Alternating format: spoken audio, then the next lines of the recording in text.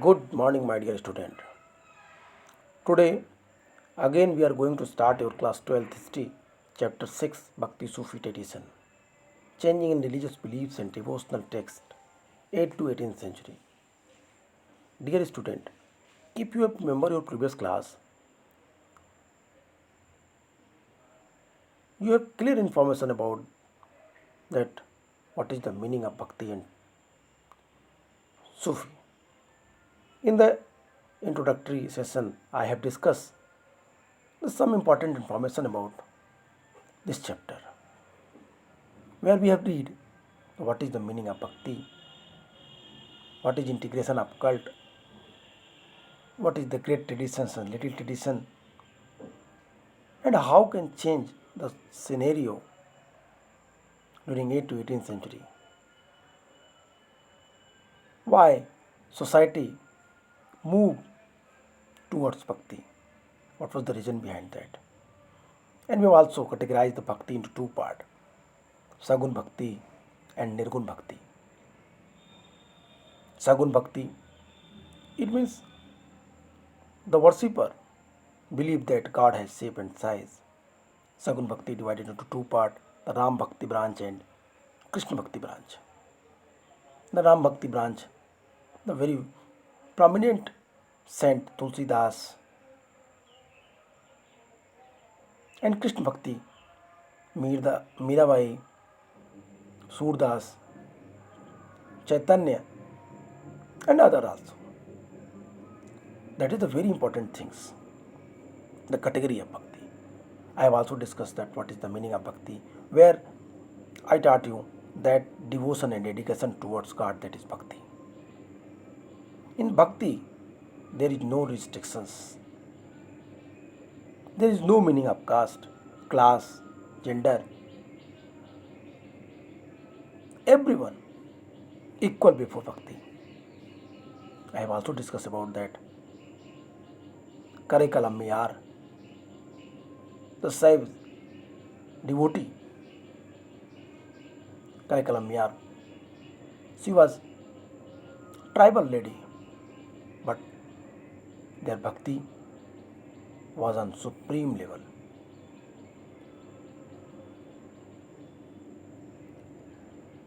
Bhakti tradition, when it start, the circumstances of India, that was very different.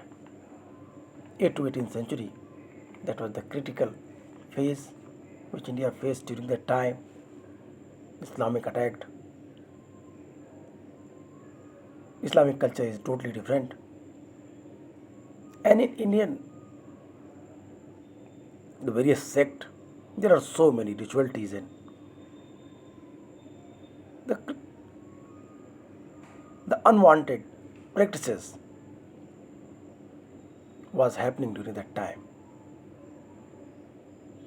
Discrimination was on high level. So bhakti, that was the medium on the basis of everyone connect himself to God. This movement is not only for the religious purpose. This movement was remembered to unite the society, to unite the Indian culture. That is a very famous. I have also discussed about that. The Bhakti was first time emerged in southern part of India, and then after it moved towards west to north. भक्ति की जो परंपरा चली है, ये परंपरा अपने में काफ़ी महत्वपूर्ण थी. भक्ति की एक विशाल प्रवाह जो साउथ की तरफ से नॉर्थ की तरफ बही, उसमें अनेक प्रकार की संत, पुरुष, स्त्री दोनों ने काफ़ी महत्वपूर्ण योगदान दिया. 8th to 18th सेंचुरी के बीच बहुत सारे मॉन्यूमेंट्स, स्कल्पचर्स, टेम्पल अपनी पुरानी अवस्था में, अपनी पुरानी स्थिति में, अस्तित्व में प्रॉपर तरीके से न रह सके। 10th सेंचुरी तक आते आते भक्ति सूफी ट्रेडिशंस ने एक नया स्वरूप लिया, नई रचनाएं लिखी गईं फोक लैंग्वेजेस में, और ये रचनाएं भक्ति ट्रेडिशंस को फैलाने में, इसको प्रसारित करने में, इसको फ्लोरिश करने में काफ़ी महत्वपूर्ण रोल निभाता है। साउदर्न पार्ट ऑफ इंडिया में दो भक्ति सेक्ट काफ़ी फेमस हुए। एक वैष्णव अलवार और दूसरा शैव नयनार। वैष्णव अलवार और शैव नयनारों ने भक्ति की असीम पराकाष्ठा साउदर्न पार्ट ऑफ इंडिया में स्थापित किया। अलवार संतों की संख्या 12 थी, 12, जबकि नयनार संतों की संख्या 63 थी। नयनार शैव को फॉलो करते थे, अलवार लॉर्ड विष्णु को फॉलो करते थे। But here I want to clarify that in both sects there is no meaning of discrimination. Everyone equal before bhakti without any hesitation, without any discrimination behalf of gender, caste, religion, sect.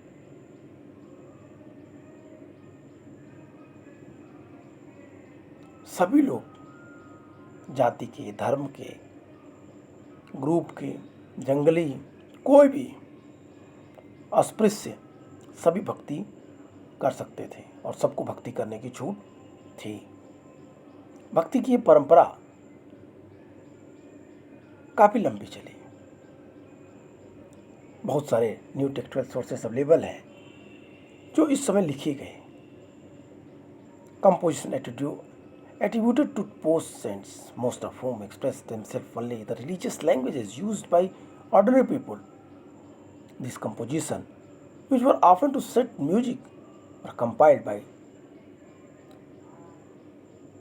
this place a devotee generally after the death of the poet's son. What is most these traditions are fluid? Generation of devotee tends to elaborate the original message of occasionally modified and abandon some of the ideas that appear problematic or irrelevant in different political, social and cultural contexts. Historians also drawn on the hagiographies or the biographies of the saint written by their followers or member of this religious sect. This may not literally be accurate, but allow to glimpse in the way in which devotee perceived to leave this path, breaking women and men. As I inform you that there was no discrimination behalf of gender, caste, class, community, race. Everyone have right to connect himself to God without any hesitation, without any restrictions. There is no there is no mean of any mediator to interact with God in the bhakti. Bhakti saints highly opposed the ritual practices, highly opposed the sacrifices, highly opposed the extremism which was flourished during that time.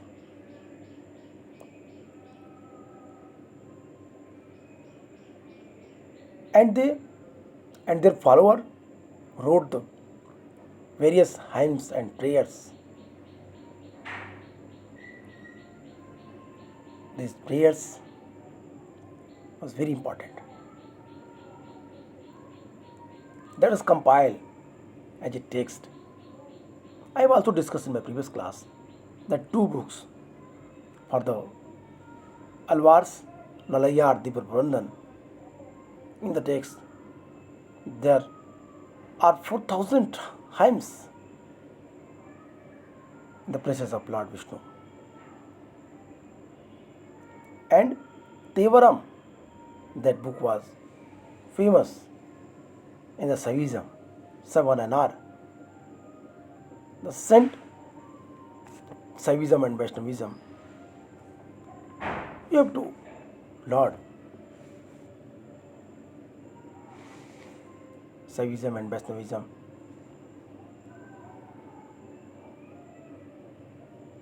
it was not only flourished in southern part of India. Gradually, it takes place in the northern part of India also. कई सारे संतों के नाम आते हैं सैविज्म और Vaishnavism में। अलवार संतों में कई सारे संत हैं। अलवार का अर्थ होता है ज्ञानी व्यक्ति। अलवार संत एक ईश्वरवादी हैं, एक ईश्वर की उपासना करते हैं। वे लोगों के हृदय पर आध्यात्मिक शासन करते हैं। अलवार संतों का मानना है कि विष्णु की भक्ति एवं पूजा से ही मोक्ष की प्राप्ति हो सकती है।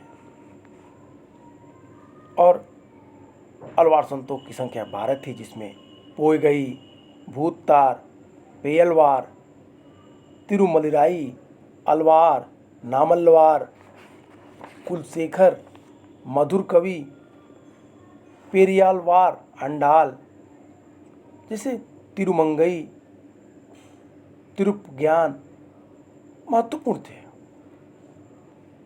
इसमें बहुत सारे राजा थे, बहुत सारे अच्छे परिवार से थे, लेकिन उन्होंने भक्ति के मार्ग को एडॉप्ट कर अपने को भक्ति के चरम पथ और पोस्ट को प्राप्त किया।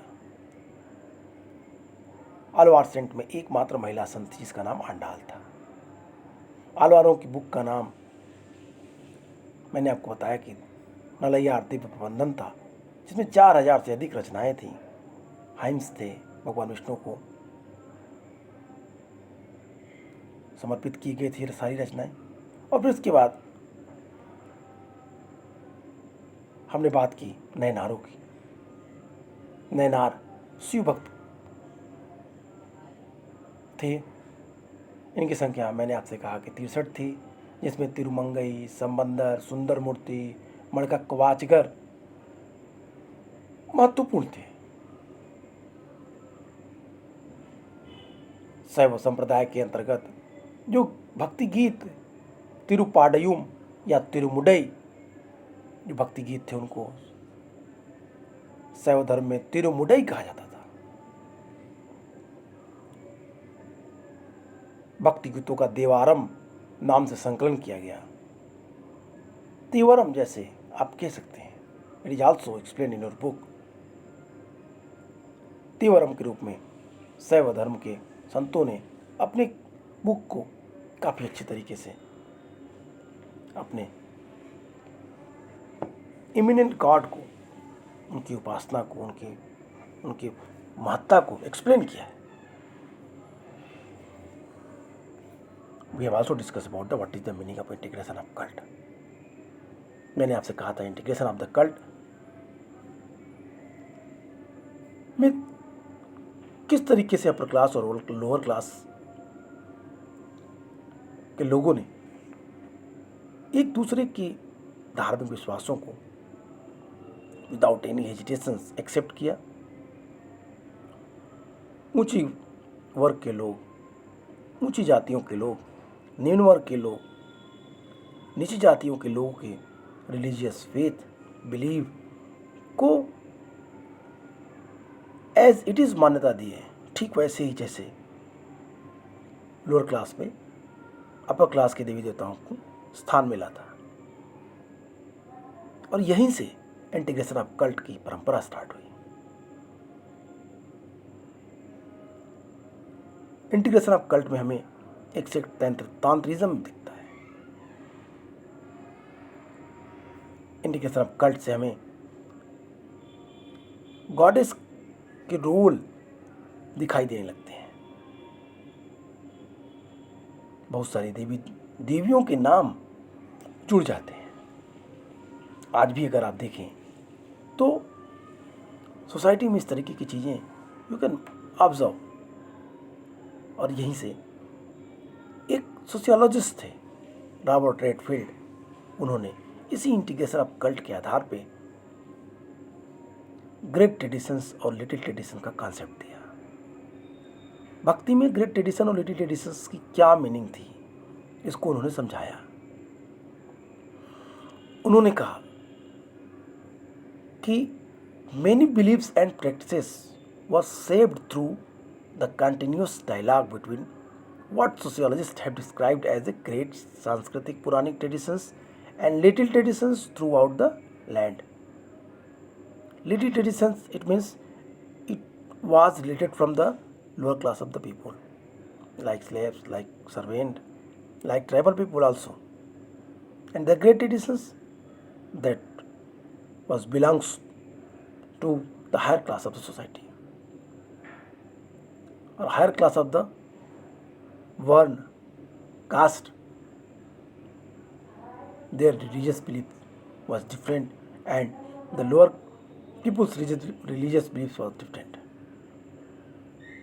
Robert Redfield studies on that and he gave a theory that was the great traditions and little traditions. One of the most striking example of this process is the evidence of the Puri Orissa, where the principal deity was identified by the 12th century as a Jagannath, literally the Lord of the world, a form of Vishnu. My dear student, now that time, if you read the news, television if you watch, then Jagannath यात्रा, रथ यात्रा निकाली जा रही है। आप उन चीज़ों को देखिए, उनके बारे में पढ़िए, आपको पता चलेगा किस तरीके से जगन्नाथ यात्रा में कृष्ण, बलराम और सुभद्रा की मूर्तियाँ लकड़ी से बनाई जा रही हैं। ये लकड़ी से बनाने वाली जो व्यवस्था थी, ये लिटिल ट्रेडिशंस की थी, लेकिन ग्रेट ट्रेडिशंस के लोगों ने इसे एक्सेप्ट कर लिया। हमने ग्रेट और लिटिल ट्रेडिशंस के बारे में अपने प्रीवियस वीडियो में डिटेल किया है। So here I will not going to explain the what is the meaning of great tradition and little tradition. You have to read and if any doubt you can discuss me in my online class. So, different and conflicts. In this topic, we have discussed what is the meaning of तंत्रीज़म और किस तरीके से तंत्रीज़म का विकास हुआ। महिला dt की बहुत सारी प्रतिमाएं पूरी दुनिया में, पूरे भारत में स्पेशली दिखाई देती हैं। कहता often associated with the goddess or forms of worship that were classified as tantric. Tantric practices were widespread in the several parts of subcontinent. They were open to women and men, and the practitioners often ignored differences of caste and class within the ritual context. Many of these ideas influenced Shaivism as well as Buddhism, especially in the eastern, northern and southern part of the subcontinent. तांत्रिज्म के विकास की बात करता है। भारत में, भारतीय उपमहाद्वीप में सभी जगहों पे हमें इस स्वरूप के दर्शन हो जाते हैं। तांत्रिज्म केवल वैदिक रिलीजन में ही नहीं दिखा देता, केवल हिंदू धर्म में ही नहीं दिख रहा है, बल्कि तांत्रिज्म का विकास हमें जैन धर्म और बौद्ध धर्म में भी समानांतर रूप से दिखाई देता है। आपको याद होगा कि सांची के तोरण द्वारों पे, I mean to the grand gateway पे, एक सालभंजिका की प्रतिमा दिखाई देती है,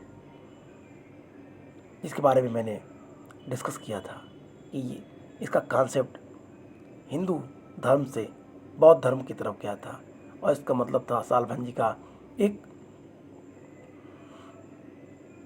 ऐसी महिला का इमेजिनेशन था जिसके आने से चारों तरफ हरियाली हो जाती थी, फूल खिल जाते थे, मौसम अच्छा हो जाता था। तो सिंबॉलिक रूप में वो उन चीज़ों को एक्सप्रेस करती थी इस कल्चर में।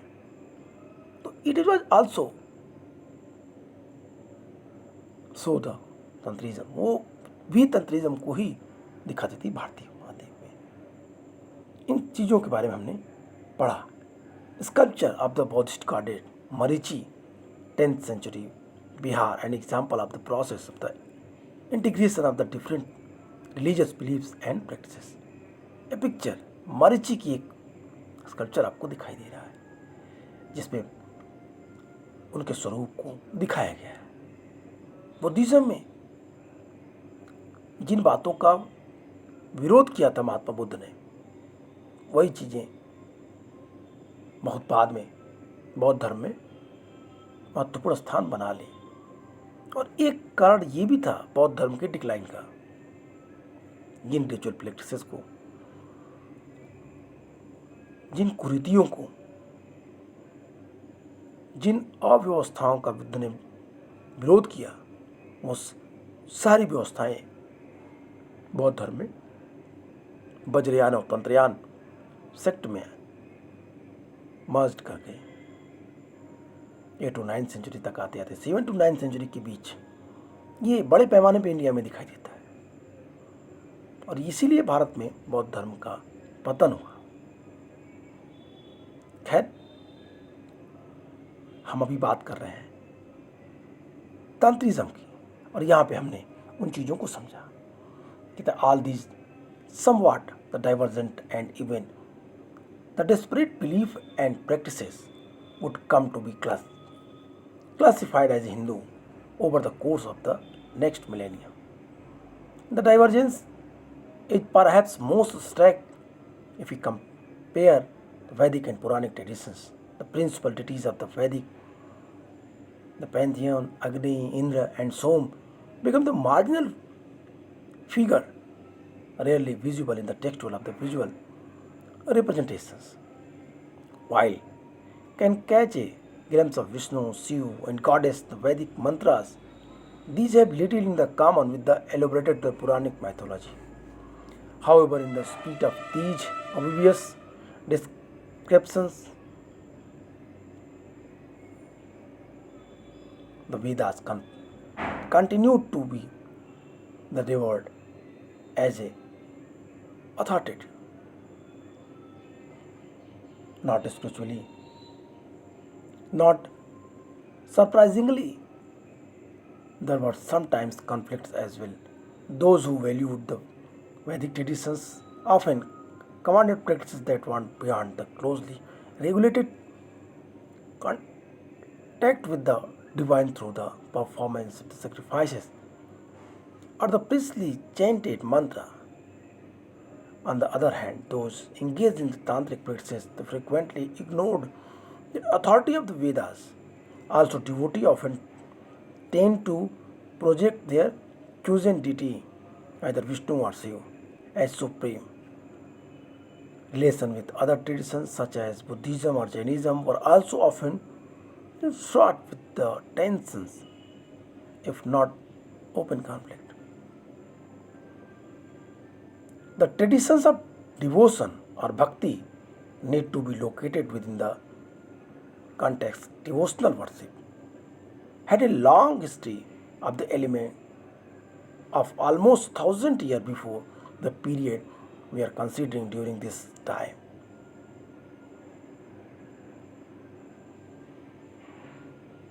During this time, the expansion of devotion ranged from the routine worship of deities within temples to the ascetic adorations for the devotees.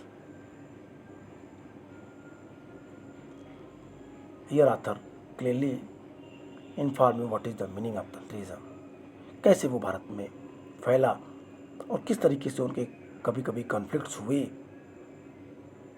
जहाँ पे हमने पढ़ा था ऋग्वेद में उनके देवी देवताओं के बारे में, तो ऋग्वेद के देवी देवता इंद्र, अग्नि, सोम, वरुण थे, लेकिन बाद के काल में हमें दिखाई देता है कि इनके स्थान पे लॉर्ड विष्णु, लॉर्ड शिवा और लॉर्ड ब्रह्मा ने स्थान ले लिया। देवियों की संकल्पना की गई, उनकी पूजा पद्धति शुरू किया गया, और जहाँ से देवियों की पूजा पद्धति शुरू हुई यहीं से तंत्रिज्म का विकास भारत में बड़े पैमाने पर दिखाई देता है। Poems of prayers, early traditions of भक्ति।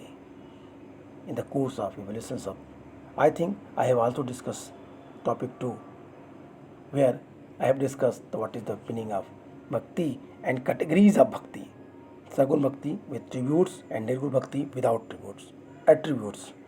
With attributes, sagun; without attributes, nirgun. Nirgun, it means there is no shape and size of God. Sagun, it means followers believe that God has shape and size. That is the basic difference between Sagun and Nirgun Bhakti.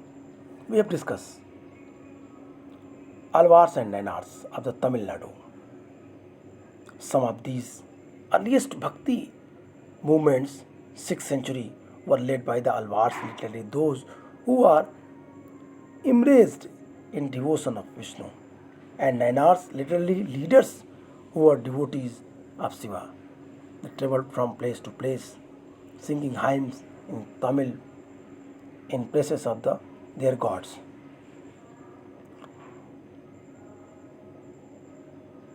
That is the very important things, that bhakti saints moving one place to other place, and they expanding their idea.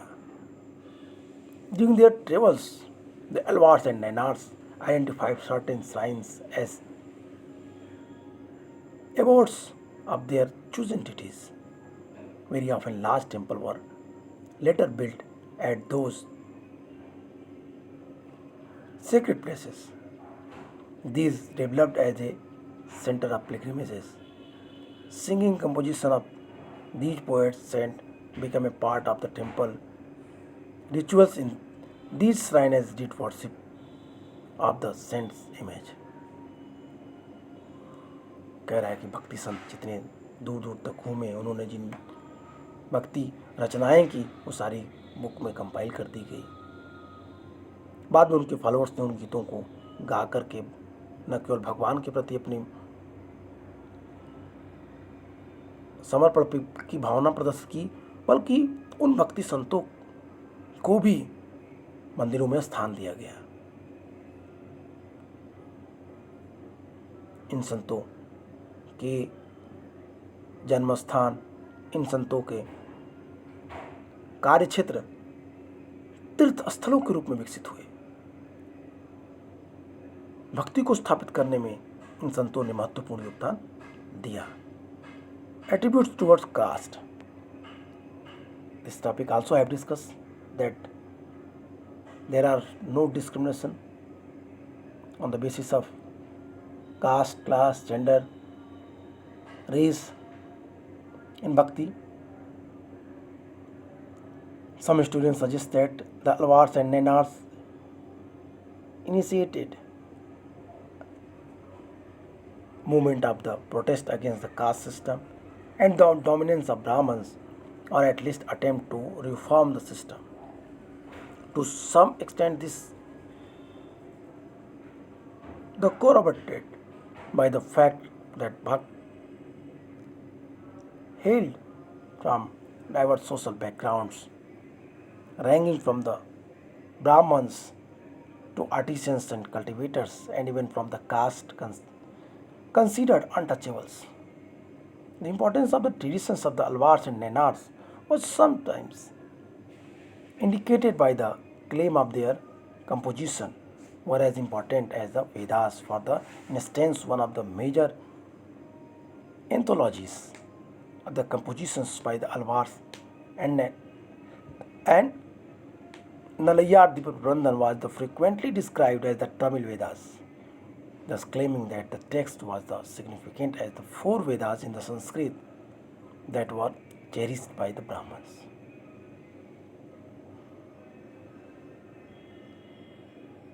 In this topic, author want to inform you about that कि जाति के आधार पे विभेद नहीं था। भक्ति संतों में बहुत सारे संत जो निजी जातियों से थे, कबीर, जुलाहा थे, रैदास और रविदास जो दलित वर्ग से थे, धन्ना, मोची, इस तरह के तमाम सारे नाम आपको भक्ति संत में मिल जाएंगे जो नीची जातियों के थे, लेकिन भक्ति के माध्यम से उन्होंने वो पद प्राप्त कर लिया, वो स्थान प्राप्त कर लिया जो आज सभी के दिलों में काफ़ी ऊंचा सम्मान रखता है।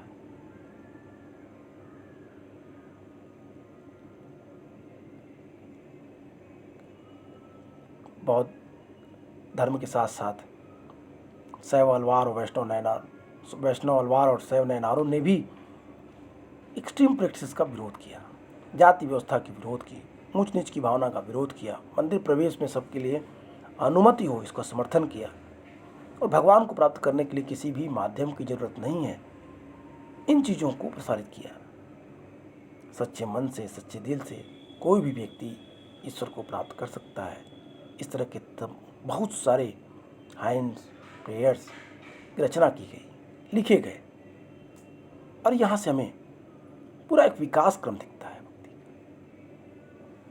वुमेन डिवोटी हमने यहाँ पे भी बात की थी प्रीवियस टॉपिक में। वुमेन डिवोटी मैंने आपसे कहा था कि वुमेन डिवोटी आपको दोनों जगह दिखेंगी, शैव नयनार एंड वैष्णव अलवार्स में।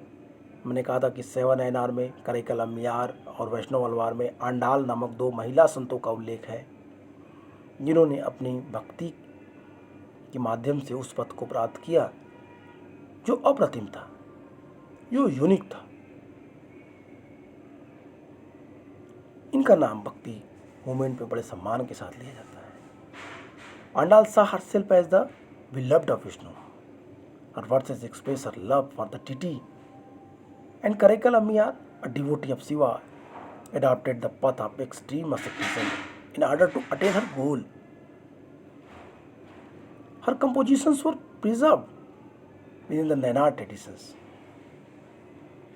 These women renounced their social obligations but did not join the alternative order or become nuns. Their very existence and their composition pose challenge to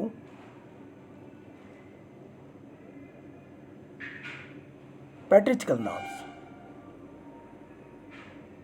Women also join in the huge amount in भक्ति। उन्होंने बड़े पैमाने पे अपने को भक्ति में involve किया,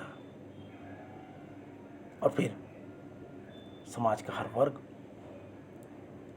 भक्ति के प्रति उन्मुख हुआ, और यहीं से साउदर्न पार्ट ऑफ इंडिया में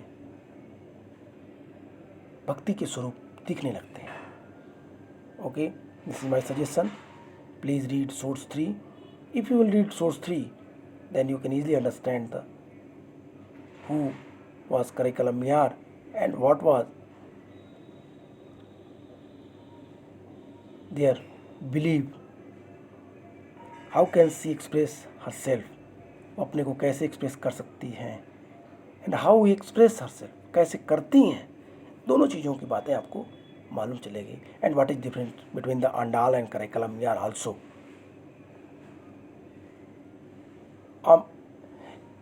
In my online class, I have discussed what is difference between the Karaikal Ammayar and Andals. दोनों के बीच मैंने जो डिफरेंसेस थे उन पे मैंने बात की थी।